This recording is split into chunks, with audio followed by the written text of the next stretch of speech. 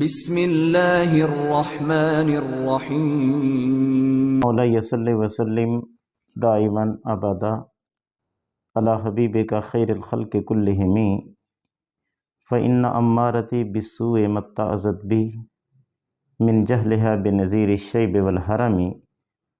هو الحبیب الذی ترجى شفاعته لكل حول من الاحوال مقتحم۔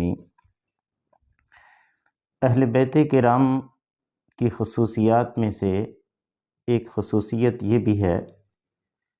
کہ اہل بیت کرام میں سے کوئی بھی فرد اور سادات کرام میں سے کوئی بھی فرد بے عمل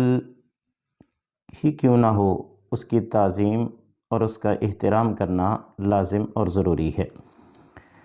مفتی اعظم ہند مولانا الشاہ مصطفیٰ خان رضوی رحمہ اللہ تعالیٰ علیہ فرماتے ہیں کہ جب تک سید سے کفر صادر نہ ہو تب تک وہ واجب التعظیم ہے، کیونکہ اللہ پاک نے قرآن مجید کے اندر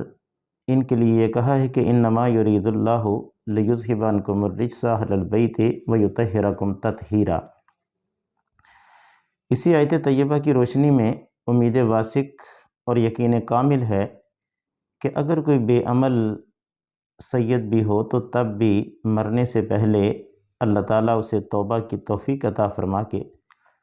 اس توبہ کے نتیجے کے اندر اس کی کمی کمزوری کوتاہیوں کو معاف کر کے اللہ اس کے گناہوں کو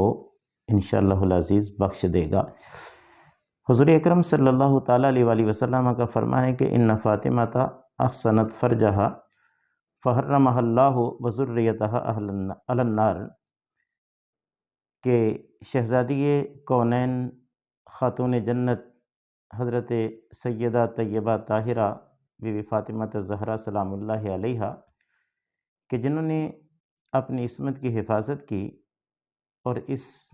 خاتون جنت کی عصمت کے صدقے میں اللہ تعالیٰ کی ذات طیبہ نے خاتون جنت شہزادی کونین اور ان کی اولاد کو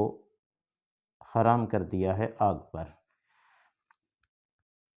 ابو محمد فاسی رحمہ اللہ تعالیٰ علیہ آپ فرماتے ہیں کہ میں مدینہ طیبہ کے اندر کچھ حسینی سادات کے جن کے کچھ افعال خلاف شریعت تھے تو میں ان کے بارے میں کوئی حسن ظن نہیں رکھتا تھا، بدگمانی تھی، بغض تھا میرے دل کے اندر۔ کہتے ہیں کہ میں ایک دن مسجد نبوی شریف کے اندر روضہ رسول صلی اللہ تعالیٰ علیہ وآلہ وسلم کے سامنے سویا ہوا تھا کہ خواب کے اندر والی دو جہاں حامی بکساں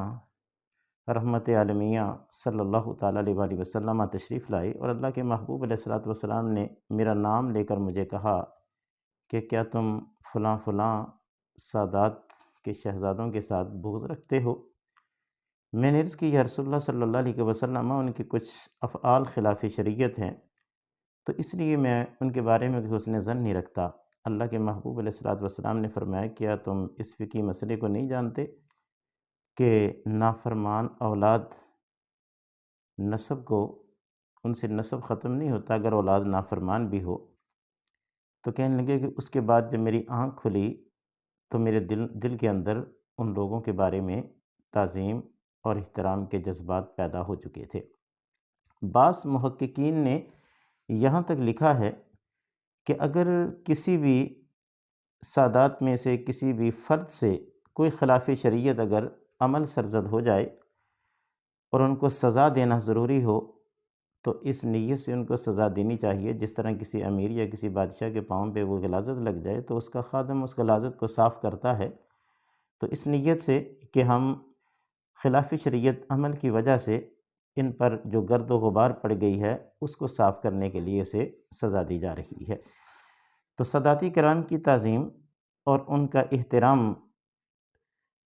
یہ ان کے فسق و اتقاء کی بنا پر نہیں بلکہ ان کے نسب مبارک کی وجہ سے ہے، اور یہ شرعی مسئلہ ہے کہ سادات کرام کی تعظیم اور احترام جو ہے وہ ہر انسان پہ لازم